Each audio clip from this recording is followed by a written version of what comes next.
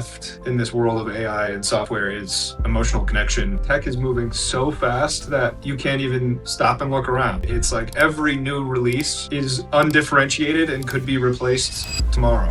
I've got lots of creators that I really enjoy on TikTok. When they slide that paid partnership down at the bottom, that authenticity breaks down. So what really is the driver is authenticity, authentic emotion, real people, and things that are not easily replaced. It's not the advertisements that are going to make you feel better about the world. It is those real stories.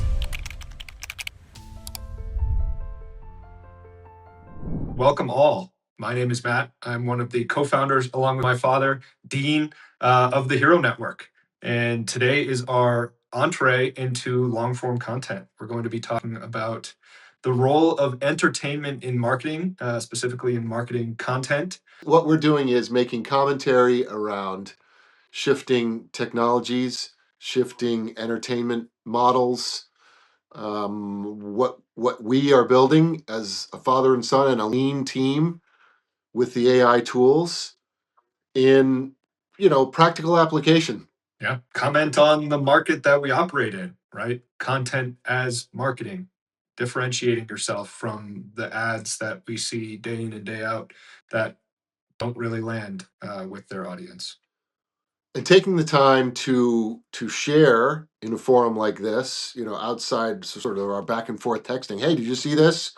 We consume so much, so many sort of points of validation on our own entrepreneurial journey and the shifting landscape into which we are placing this product that we're building, that it might be valuable to share with people, because anybody who's building something now, and I think there are probably more of those people than ever before, it certainly seems like the most exciting path forward is entrepreneurship, and we can talk about that at some point.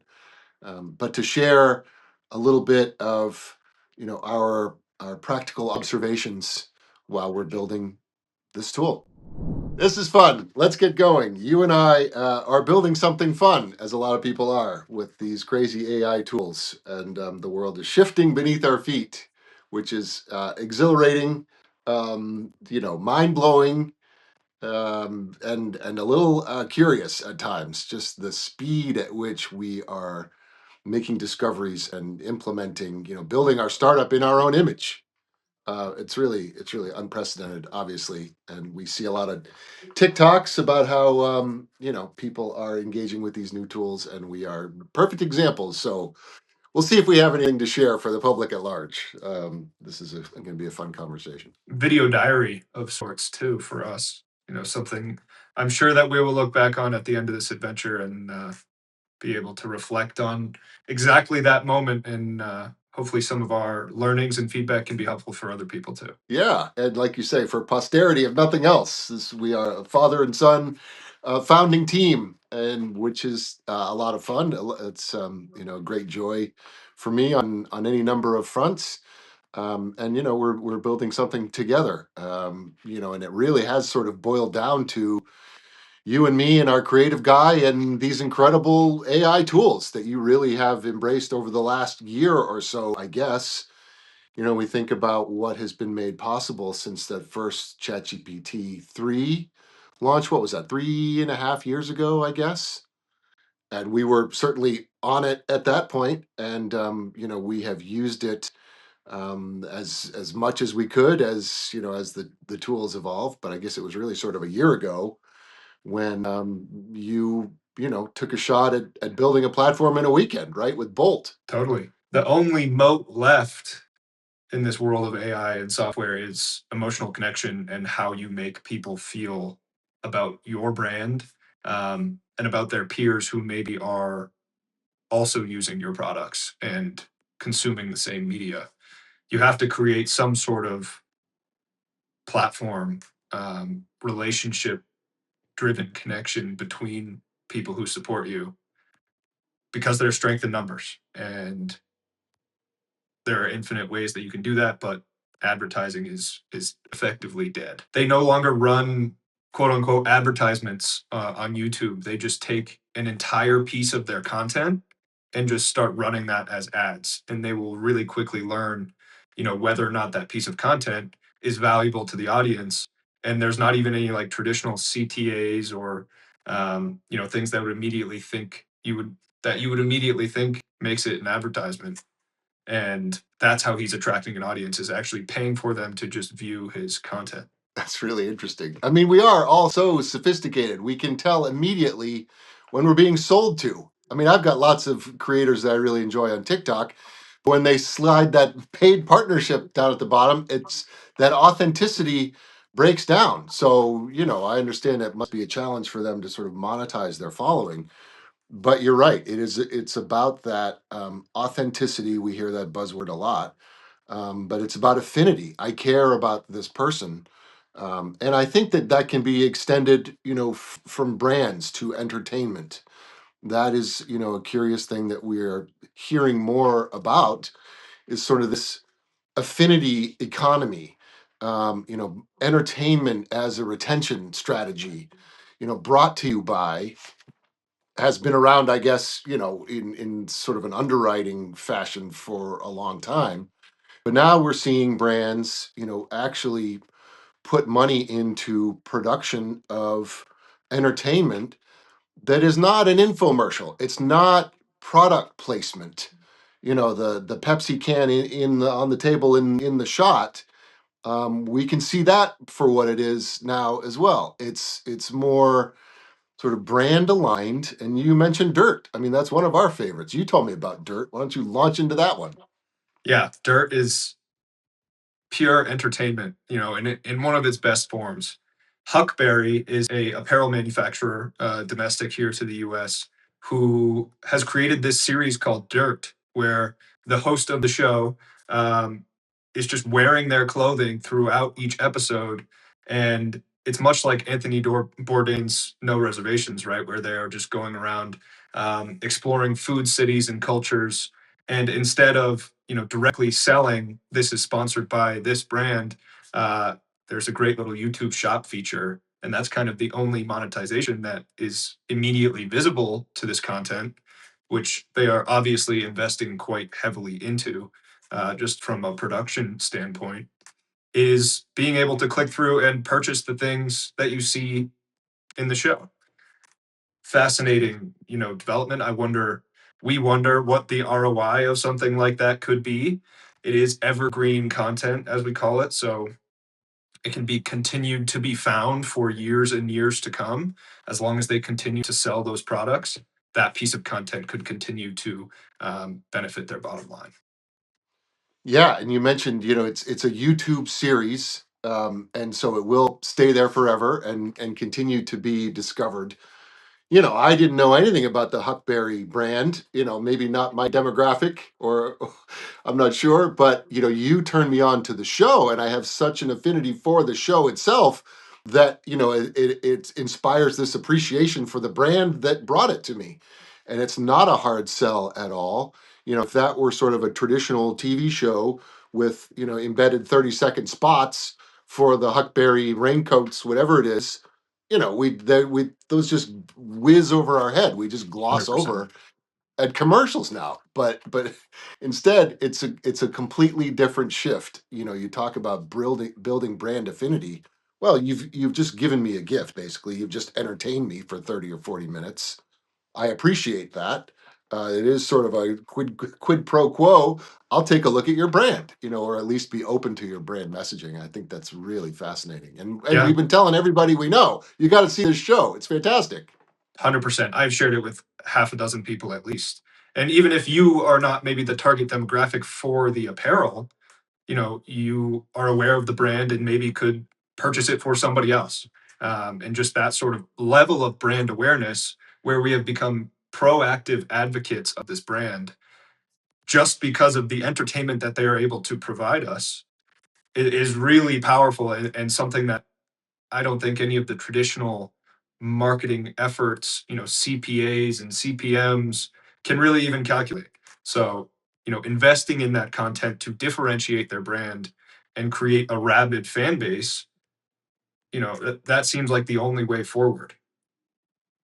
And I've been hearing about it a lot. I think it is still sort of the cutting edge. I've been telling you and others about this James Crane, who works for Sugar 23, this Hollywood agency, and he is all over my TikTok feed. I really appreciate his persistence.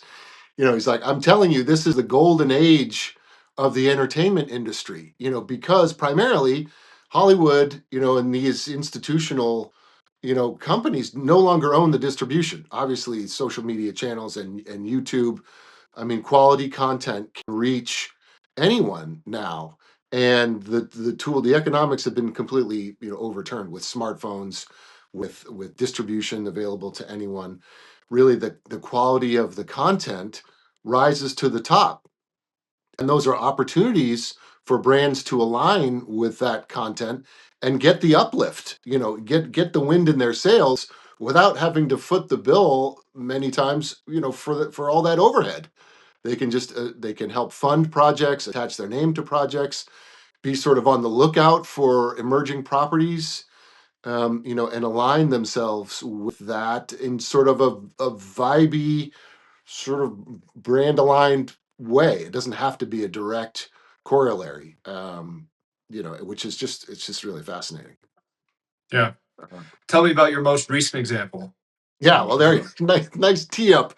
Yes, just look, I went on Netflix looking for something to watch and saw this thing in the top row called The Singers, which I think I'd heard of. It did just recently win the Academy Award. It's a short, it's 18 minutes long. Not knowing really anything about it going in, I just thought that would sort of fit our attention span. Like, I've got 20 minutes to sit down and be entertained. And as the credits rolled, it was brought to you, in association with Warner Music. It's like, well, why is Warner Music in the video production sort of, movie business?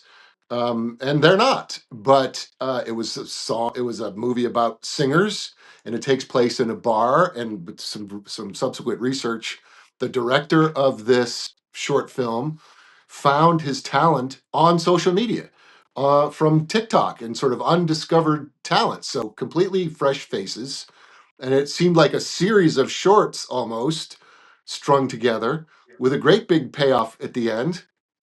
And it's like, oh well, it's about undiscovered singing talent. Well, of course, Warner Music could, align to that. And I just really enjoyed the production. And it gave, just like much like our dirt discussion, I just felt an affinity with Warner Music for bringing me that piece of content. And maybe I'm just more attuned to those shifts that we've been talking about in the entertainment industry. But that was just a perfect example for me. And just like we've been recommending dirt to our friends, I've been sharing this with other people too. Hey, check out this short on Netflix.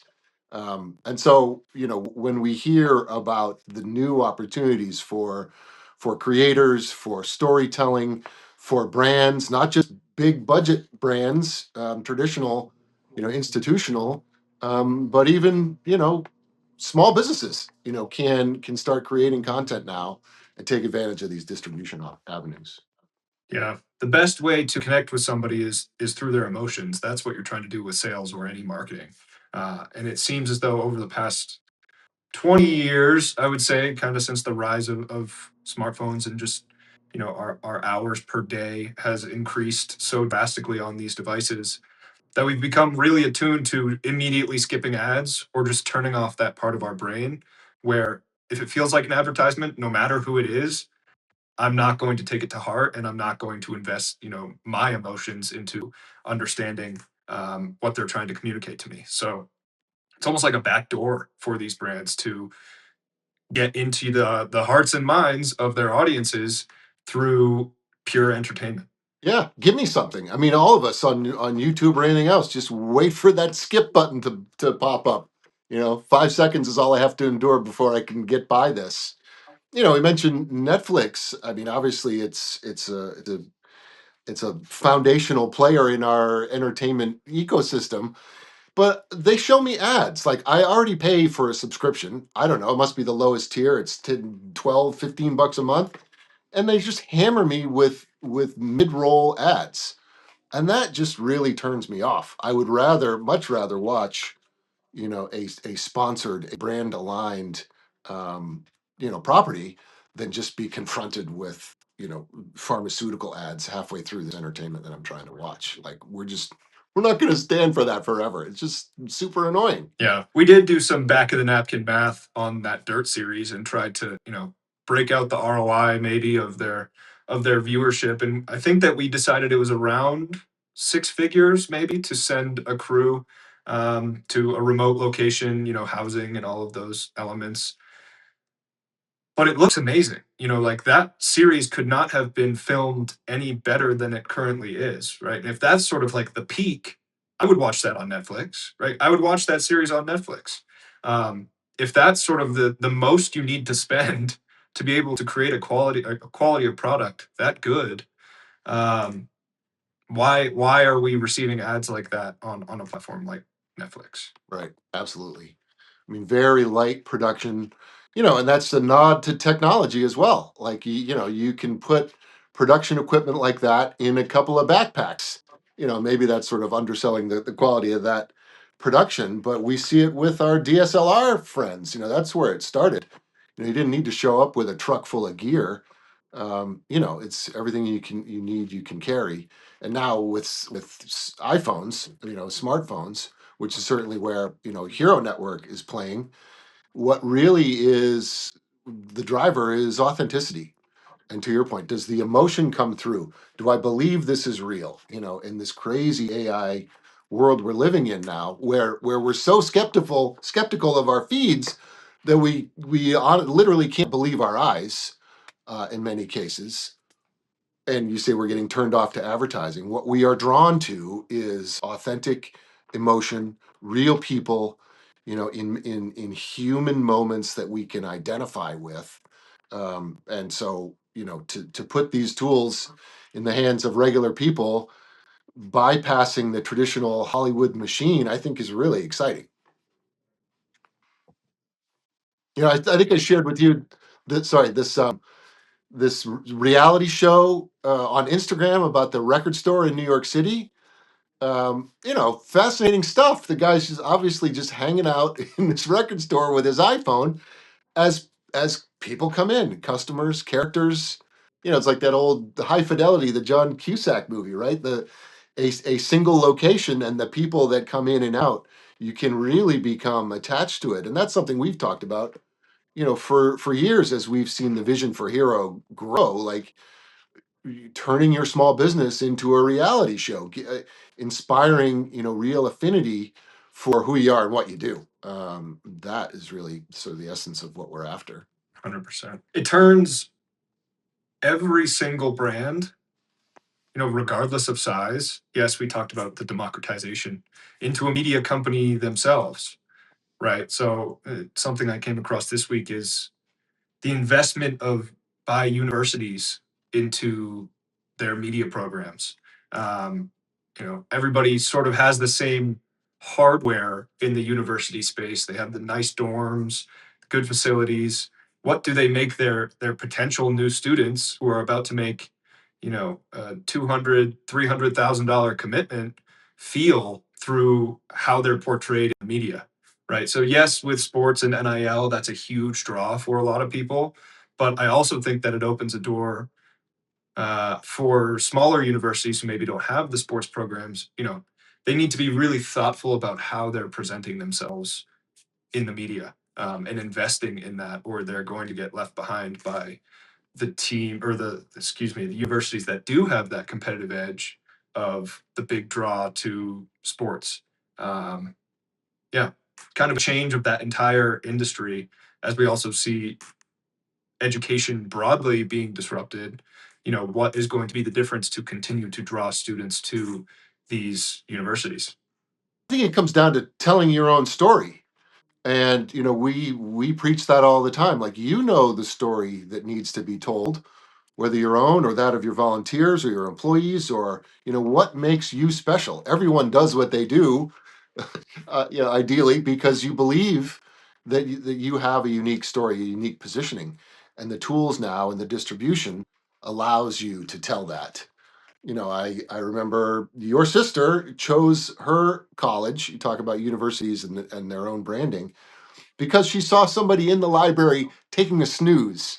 In her mind, she thought, wow, that must be a really safe space for this young woman to doze off in the main library.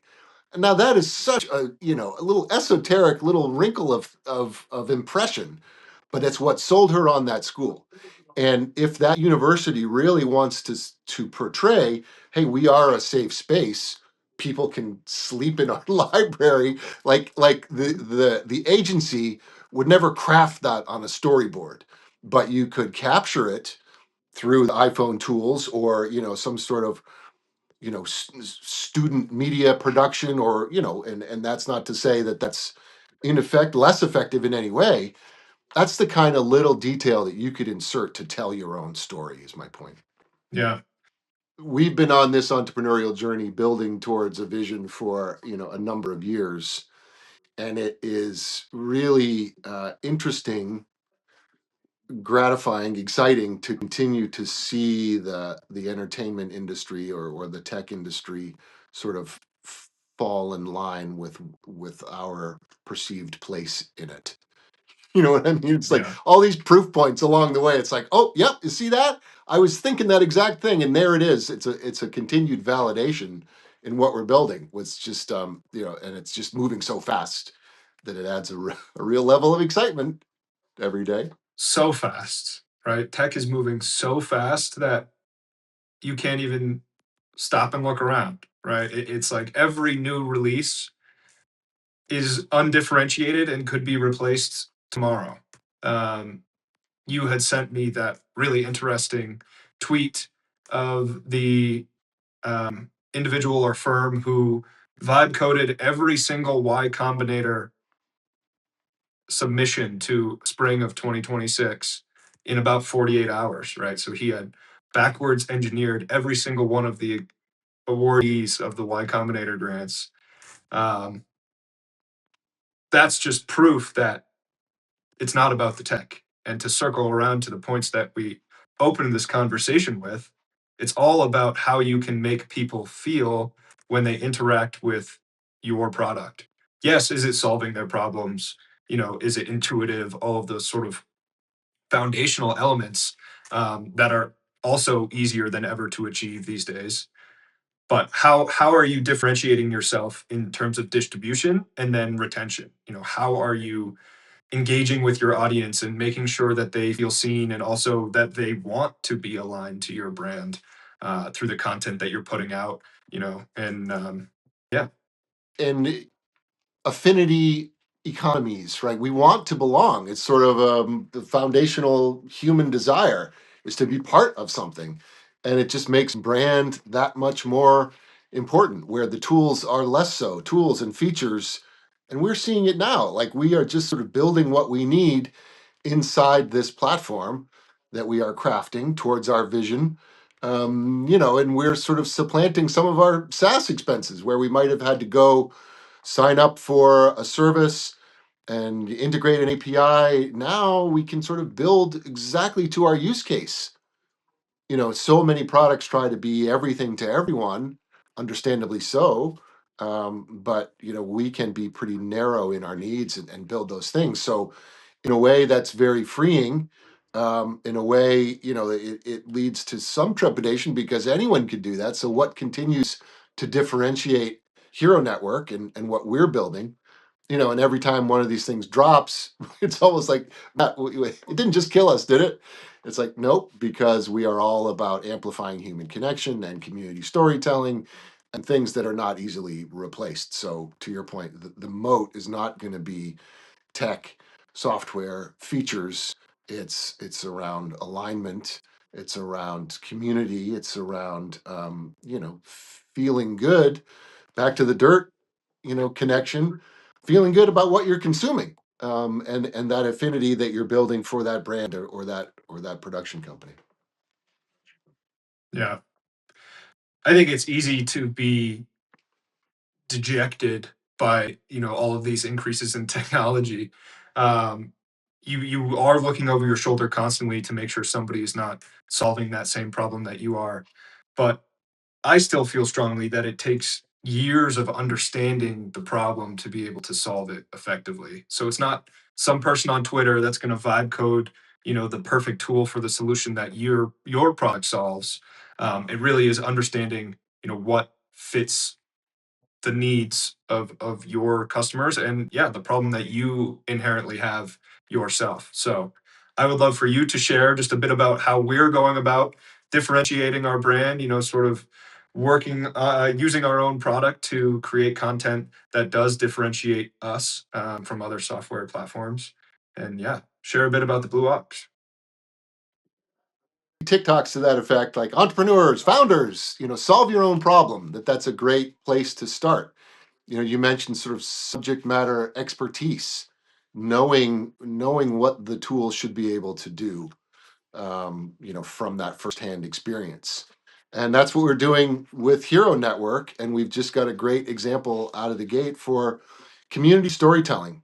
We're talking about, in this case, serialized adaptive video community storytelling. I know that's a mouthful, but the tool that we are building allows for people to share memories in conversation or even in a one-way capture, um, and to tell that communal story. So the Bangor Blue Ox was a minor league baseball team that I championed, me and a few other guys in Bangor, Maine, 30 years ago. We're coming up on a big anniversary, a milestone, I guess, for us, 30 years.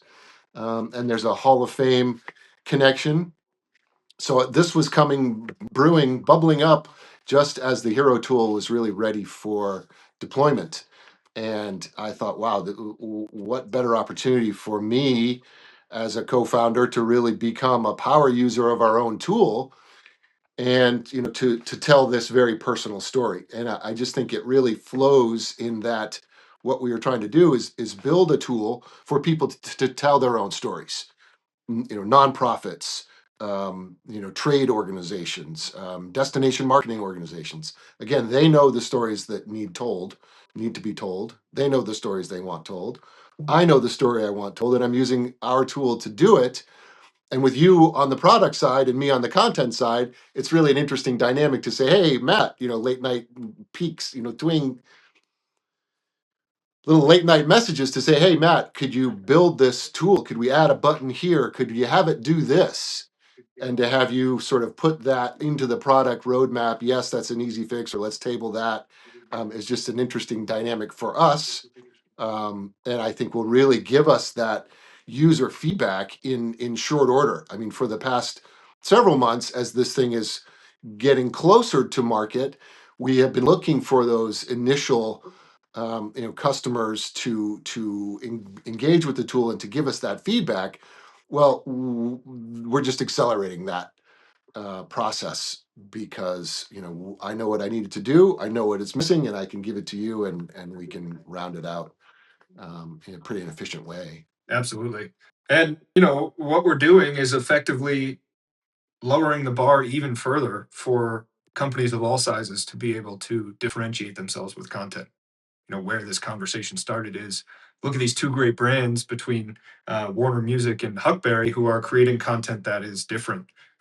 Yes, they are investing in it, at a level that probably isn't possible for nonprofits or businesses of all sizes. But when you parlay that with, the type of content that works on these distribution platforms like TikTok or Instagram Reels, um, it's overkill in a lot of ways. So the Hero Network platform allows people to, capture so inexpensively the real stories that will differentiate their brands in the long run. And I'm excited just by obviously the operation of the tool and the possibilities that it allows for people to tell their own stories, but just the size of the market. Like to your point, those premier brands are still hiring premier studios and production talent, and overproducing, in my view. For some of these micro dramas, that there's a growing market for that. People are consuming those short serialized dramas. Quibi is sort of a classic example from a few years ago that is coming back around and ultimately was just probably before its time. But that small business, that record store in New York City, name the business, name the organization, and they have social media presence already, probably. And through tools like ours and increasing distribution opportunities, they can really explore, serialized storytelling over time, building that affinity, developing a rooting interest with your clients, customers, constituents, everywhere, which is just really, really exciting. Yeah, and needed. You know, we need that connection more now than ever, and it's not the advertisements from Pfizer that are going to make you feel better about the world. It is those real stories that I'm excited to help share. Yeah, and it's shifting fast, and we're going to need to increase our reliance on community and communication and inspiration and grasping for what's real. Yeah. So we're going to try and do this at least once a week, I think. Share our thoughts on things that we're seeing in this crazy, ever changing entrepreneurial landscape. Next week, I think we are going to talk a bit more about the tool and how coding is effectively solved. I saw that on a recent podcast, but yeah, moving beyond vibe coding and what that really means for software and for us at Hero Network. Yeah, I look forward to the continued conversation and everything in between. Thanks, Matt.